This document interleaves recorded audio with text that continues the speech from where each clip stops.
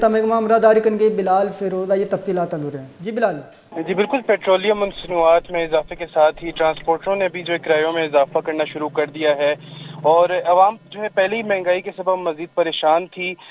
جبکہ اب جو ہے رکشوں اور لوکل بسز اور اس کے ساتھ ساتھ جو منی ویگنز ہیں اسے کرایوں میں بھی اضافہ کر دیا گیا ہے۔ جیسا کہ مستونگ کوئٹہ کا کرایہ جو ہے 150 روپے سے بڑھا کر 200 روپے کر دیا گیا،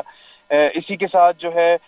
جیکو آباد ٹو کوئٹہ جو ہے اس کی جو پر سیٹ کی فیئر ہے وہ 1200 روپے کر دیا گیا ہے، سبی کا 550۔ اسی طرح تمام جو ہے